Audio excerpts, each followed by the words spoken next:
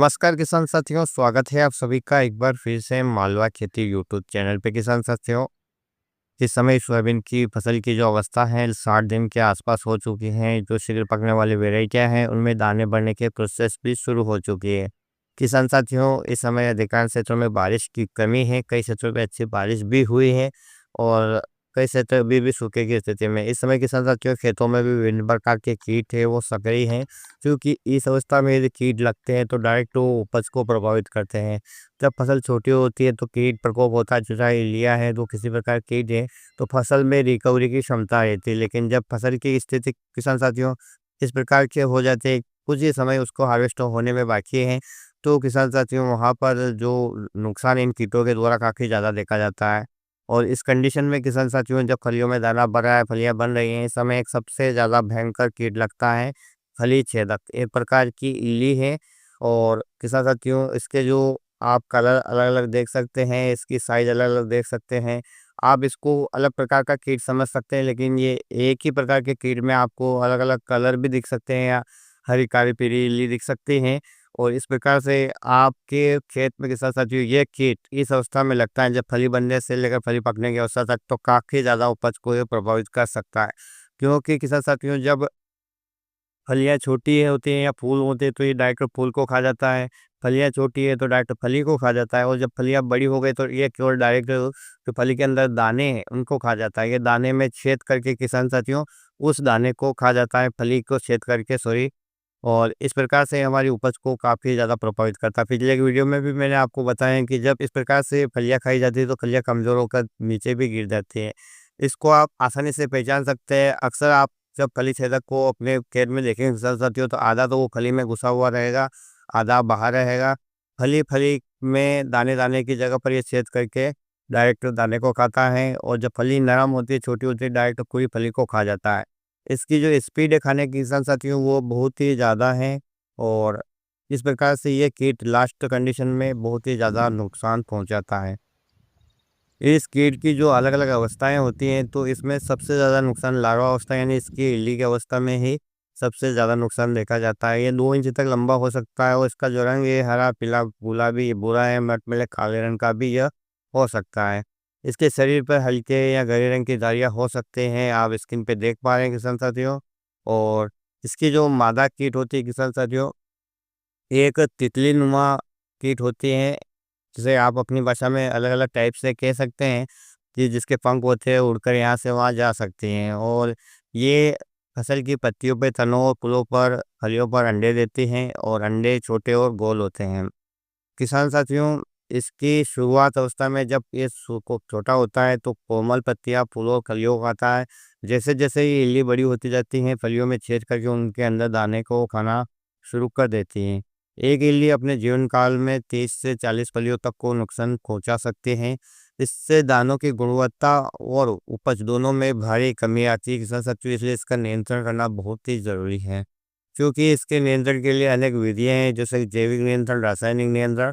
तो चूँकि जैविक नियंत्रण में किसान साथियों जब इसका बहुत प्रकोप हो जाता है तब हमें कोई फ़ायदा दिखता नहीं है और आजकल कोई किसान साथी जैविक नियंत्रण अपनाता भी नहीं है। तो यहाँ पर मैं आपको केवल रासायनिक नियंत्रण के बारे में, इसके बारे में बताऊँगा। क्योंकि किसान साथियों, पहले आपने क्या स्प्रे किया और इस बात का आपको ध्यान रखना है। तो जब आपके खेत में इस प्रकार की इल्लियाँ दिख रही है, जैसे आप स्क्रीन पे देख पा रहे हैं, तो इसके लिए किसान साथियों बाज़ार में अलग-अलग सिंगल प्रकार की दवाइयाँ भी हैं, अलग-अलग कॉम्बिनेशन की दवाइयाँ भी हैं, आप किसी का भी प्रयोग कर सकते हैं। लेकिन प्रयास ऐसा करें कि उस दवाई का प्रयोग करें जो आपने अभी तक इस वर्ष फसल में अभी नहीं डाली हो। जैसे स्किन नियंत्रण के लिए किसान साथियों बाजार में इमामेक्टिन बेंजोएट आती है 5% की मात्रा वाली, जिसे आप सेव वाली दवाई कहते हैं, उसका आप प्रयोग कर सकते हैं किसान साथियों। 150 से 200 लीटर पानी में 80 से 100 ग्राम की मात्रा में मिलाकर 1 एकड़ में आप इसका स्प्रे कर सकते हैं। दूसरा है किसान साथियों कोरोजन वाला फार्मूला, जिसे क्लोराइड कहते हैं और अलग-अलग कंपनियां इस दवाई को अलग-अलग ट्रेड नाम से बनाते हैं, इसका भी आप प्रयोग कर सकते हैं। 60 से 70 ml प्रति एकड़ के हिसाब से इसका उपयोग आप कर सकते हैं। इसके अलावा फ्लुम्बेडियोमाइड नाम का भी एक टेक्निकल आता है किसान साथियों, बाजार में कीटनाशक है, इसका भी आप प्रयोग कर सकते हैं। 60 ग्राम प्रति एकड़ की दर से इसका भी प्रयोग आप कर सकते हैं।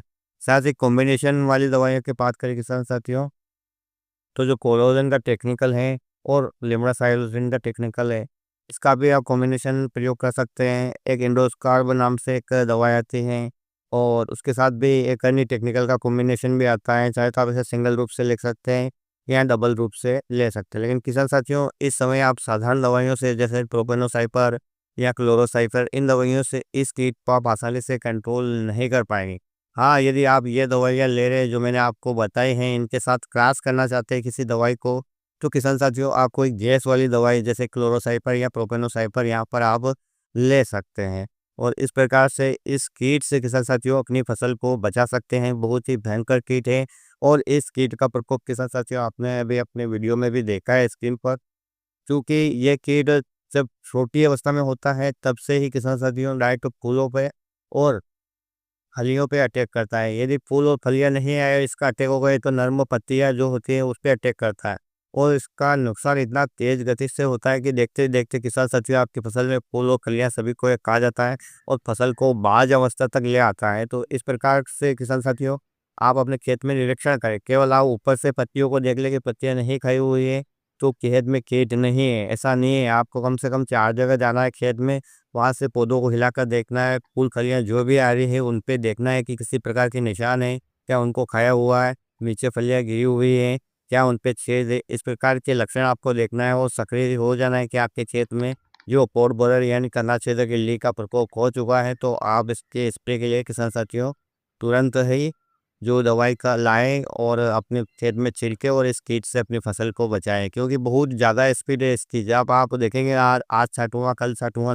या परसों स्प्रे करूँगा, तब तक तो आपका बहुत ज़्यादा नुकसान हो जाएगा और फिर कहेंगे कि आपकी उपज कम हुई। क्योंकि फसल की रिकवरी भी अब संभव नहीं रहती है इस अवस्था में, तो फिर से फूल कलियाँ आने की संभावना भी नहीं रहती, क्योंकि कली बनने के बाद पौधे की अधिकांश शक्ति है वो खत्म हो जाती है। तो वहाँ पर फिसल साथियों इस प्रकार की संभावना नहीं रहती। लेकिन यदि लंबी वैरायटियाँ हैं तो उनमें थोड़ा बहुत फिर से इज़ाफ़ा हो सकता है। लेकिन जो शीघ्र पकने वाली वैरायटियाँ हैं इस समय 60-65 दिन के आसपास आ चुकी हैं। ये जो देश 95-60 और इसके सम पकने वाली वैरायटियाँ, तो इन वैरायटियों में काफ़ी ज़्यादा नुकसान हो सकता है। तो इस चीज़ का तो आप अपने खेतों में जाएँ, विज़िट करें किस प्रकार की समस्या है। साथ ही यदि सफ़ेद मक्खी का भी प्रकोप आपको दिख रहा है किसान साथियों, तो उसके लिए भी आप अन्य रस चूसक कीटों के लिए जो इमिडाक्लोप्रिड या एसिटाप्रिमेड, जो भी इस प्रकार की दवाई आपने अभी तक स्प्रे नहीं की है उसी का स्प्रे करें। एक ही दवाई को बार-बार करने से, स्प्रे करने से किसान साथियों जो कीटों में प्रतिरोधक क्षमता आ जाती है। परिणाम स्वरूप किसान साथियों वो कीट समाप्त नहीं होते हैं, उसके बाद हमें और ज़्यादा दवाइयाँ डालनी पड़ती हैं। किसान साथियों यदि आपने रासायनिक दवा का स्प्रे किया है और किसी भी प्रकार से इल्ली नियंत्रण नहीं हो रही है, तो पिछले एक वीडियो में मैंने आपको कुछ बायो पेस्टिसाइड भी बताए हैं।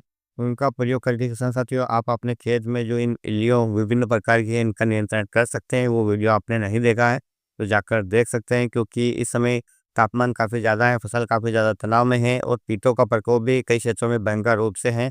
तो अपनी फसल की देखरेख करते रहें और उसे समय पे कीट नियंत्रण अवश्य करें। अन्यथा लास्ट कंडीशन में आकर के आपकी जो फसल की उपज है किसान साथियों वो प्रभावित हो सकती है।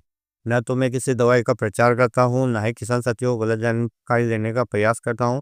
जितना मुझे आता है उतना बताने का मैं प्रयास करता हूँ। किसान साथियों आपकी उपज अच्छी हो, आपकी मेहनत को सलाम है, क्योंकि ऐसी मेहनत कोई नहीं करता जैसा किसान करता है। लेकिन फिजूल खर्ची से बचे, जो आवश्यक है वही स्प्रे करें, अनावश्यक चीज़ों का स्प्रे करके अपनी लागत ना बढ़ाएं। किसान साथियों उम्मीद करता हूँ कि ये जानकारी आपको पसंद आएगी। पसंद आए तो इस वीडियो को आप लाइक कीजिएगा, चैनल सब्सक्राइब कीजिएगा और अन्य किसान भाइयों के साथ इस वीडियो को शेयर अवश्य कीजिएगा। फिर मिलेंगे एक नए वीडियो में एक नई जानकारी के साथ, तब तक के लिए जय हिंद, जय जवान, 6।